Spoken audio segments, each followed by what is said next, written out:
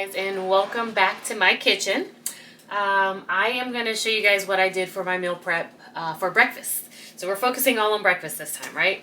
So what I like to do is have stuff, I make kind of a large amount of things that I can actually freeze because, you know, everybody's meal planning is going to look different, right? So I work from home, so for me to put stuff in containers doesn't always make the most sense because I can just kind of grab and go when it's time for me to eat lunch or breakfast. But if in order for me to do that successfully, I need to have the stuff prepared and ready to go.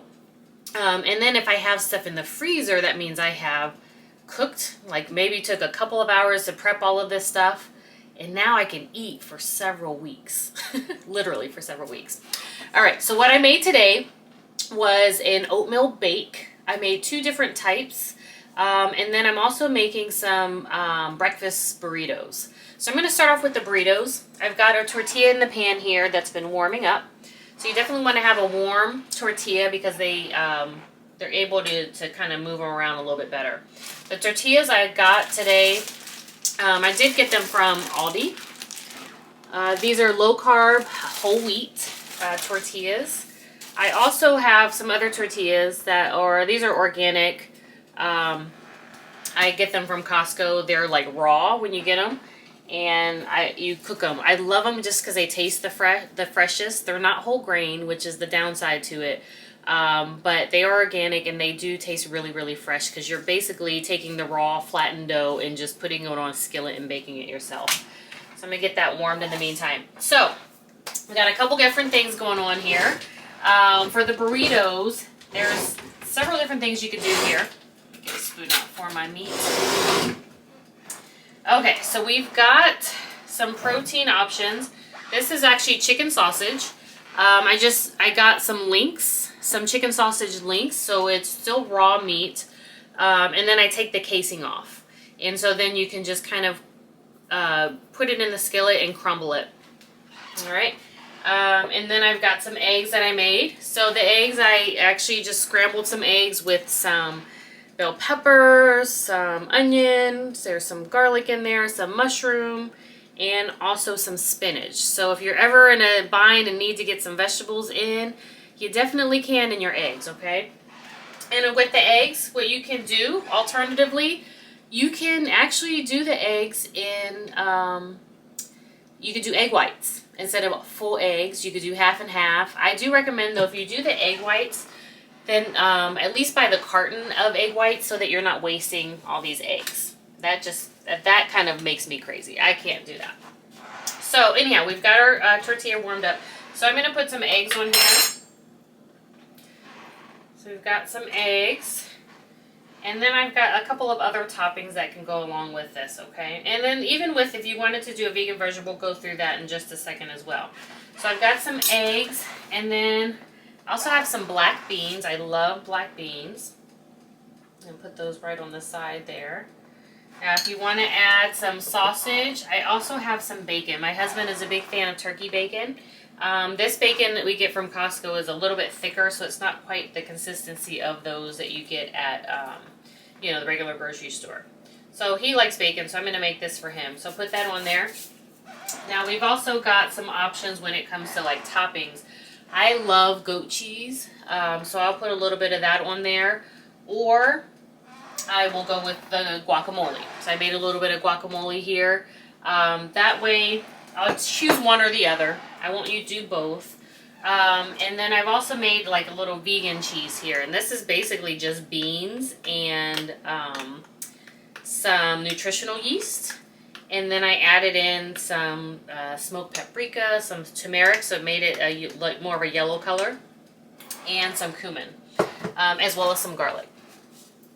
All right, pull this one off of here as well because that's nice and warm. So you can do this in a variety of ways.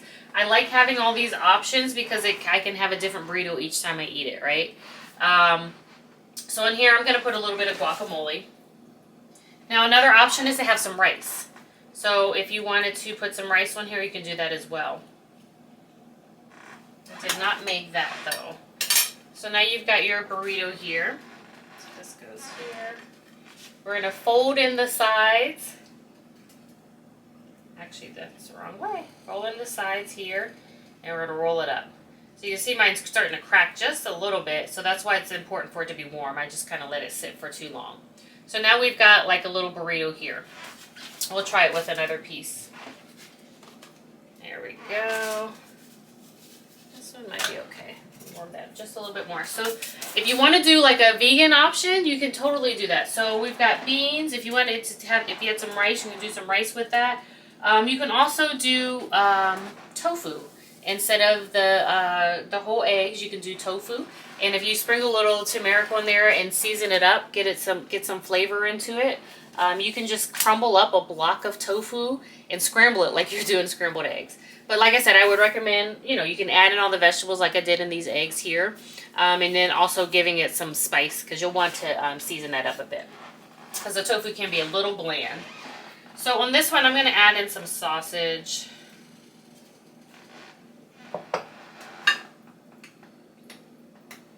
Let's see. I think I like the goat cheese with my eggs, so I think I'll do the guac with the sausage here. Okay. And I don't know why I'm doing this. I usually spread this on the bottom, and that way everything sticks. You spread like your sauce and stuff on the bottom. Perfect. And then, let's see, I'll do some, I don't know. So in this case, like I have that. I could do a little bit more eggs since the eggs have some of the vegetables in it. You can also leave the vegetables separate. I've done that before too, where the vegetables, I just saute some vegetables and then I can put those in. So you have just these different ways to mix and match these burritos. I'm going to use a little bit of this sauce too because this has some of the beans in it and it adds a little bit more flavor. Okay. So we've got our protein in there, we've got some vegetables in there, we've got some healthy fats in there. Now typically what I'll do is with the eggs, I'll definitely add a little bit of goat cheese because that's my go-to. Now if you want to add some other cheese like Parmesan, just sprinkling some Parmesan in there is nice. So you got your burrito right there. Sprinkling some Parmesan is nice, or some feta. Those tend to be a little bit lower in fat as well. Alright, so those are our burritos. So I'll finish doing those, and when I'm done with them, I'll actually take like a piece of plastic wrap. So this is kind of press and seal wrap. And what I can do is just wrap this up in here. Or you could take a piece of foil. And then I'll place quite a few of these into a large gallon Ziploc bag and then throw them in the freezer. And now I've got some little breakfast burritos to grab and go when I need to, right? All right. You want to make sure everything's cool though before you put them in the freezer, or else it's going to create some ice crystals, and you don't want ice crystals on your food. Okay, so we've got our burritos done, and I want to show you. There's some pictures here of the bake when I was baking it, but the oatmeal bake that I made was this lovely guy here. So you can see there's rolled oats in there, milk, some almond milk, and a little bit of sweetener. I use coconut sugar, but use the sweetener that you prefer.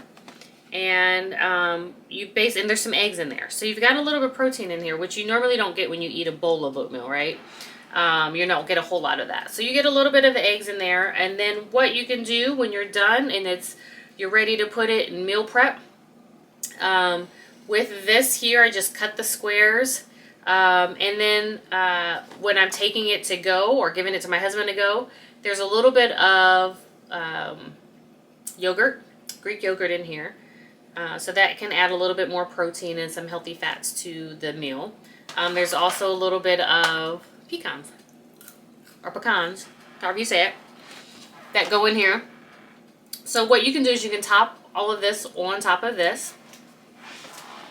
I do have, like, sometimes when I make it, it's not quite as sweet as I need it to be, because I'm usually trying to lower the amount of sugar that I have on it. So what you can do is you can take a little bit of maple syrup and just kind of pour it over there. And just kind of keep in mind how much you're using so you can track those numbers, right? And then when you're ready to heat it up, that maple syrup will kind of seep down into there. And I have this in a separate container because obviously we don't want to heat the yogurt up. So you can when you take this to work, put it in the oven, sprinkle those pecans on top of it, put the dollop of yogurt on top of it, and you've got this wonderful breakfast. Now it should be moist on the inside, and it's really, really good. It's actually really filling.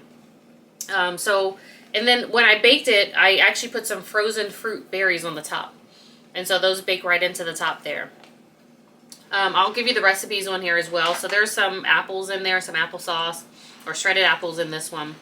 The other one that I made was I made it with steel cut oats. And I actually had to soak the oats for a couple hours. So while I was kind of getting all of this other stuff prepped up, I had the oats soaking, the steel cut oats soaking in the milk. And I prepped all of the other things that were going to go into that particular casserole. And you know, by the time it went into the oven, it baked, it was perfect. So with steel cut oats, you definitely want to soak them a little bit more because they usually take a little bit longer to cook in the first place. So with my bakes, so what I've done, so these are the ones I'll be eating for this week. So there's 4 in here. And what I've done is just slice them up. They're separated by a piece of wax paper.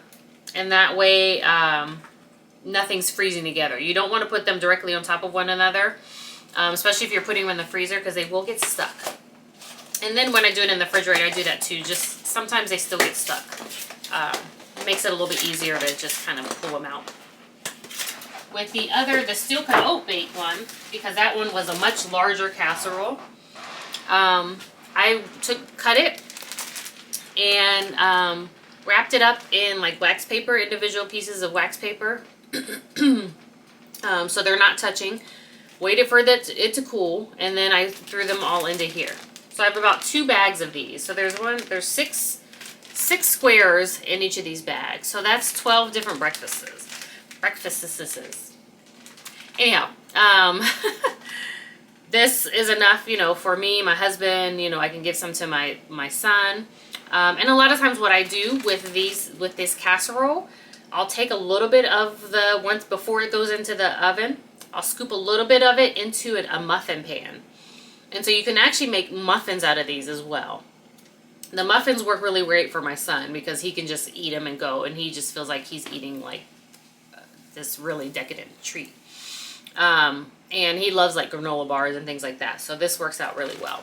So just keep that in mind. You can make squares, you could do it in a muffin pan, so the recipes are very versatile, but also think about how you can add in your different flair. Like maybe you want ginger instead of cinnamon, or I love cardamom, just a little bit of it, because it's a very intense spice, but I like adding that to my cinnamon or ginger spice combinations. All right, so you've got that there. So we've got 2, so now I've got 2 things that have been made that I'm going to be able to freeze and I'm going to be able to eat on for quite some time. And just keep that in mind that, you know, you may get sick of it. So, you know, maybe in a couple weeks you're like, okay, let me make something else for breakfast. But you can always kind of have that mentality, as long as you have space, to throw it into the freezer. Because then, you know, one of those days, one of those weeks when you are like, ugh, I do not feel like meal planning, I have no motivation, or maybe, you know, the household is sick, everybody got COVID, nobody feels like getting up, but everybody needs to eat. So instead of going to ordering in or doing anything like that, you've got all this stuff in the freezer that you can just pull from and say, hey, we've got breakfast, oh, we've got lunch, oh, we've got dinner. Okay? Keep that in mind. And because these burritos, they don't have to always be breakfast. They could be a snack, they could be dinner, they could be lunch. So you always have something on reserve. That is how I meal plan, because I just need to have something on reserve. I don't always feel like meal planning, right? And that's probably the case with a lot of us. But it's something that we must do in order to keep our health, right? And to meet our health goals. So I hope this is helpful for you guys. Definitely want to see what you guys are doing as far as breakfast goes. And like I said, I'll share these recipes with you. And if you try them, let me know. I'd love to see the results. All right, bye for now. Forgot about the salsa. So salsa, if you want some salsa on there, I would recommend putting it in a separate container and then adding it after it's been heated up. Even with the guacamole too, sometimes that gets a little icky, especially if it's exposed to too much air, it will start to turn brown. So those you can always just put on as an afterthought, you know, after you warm up the burrito. Throw on some salsa, throw on some guacamole, And then you've got, you know, lots of you're getting your veggies in too as well. All right.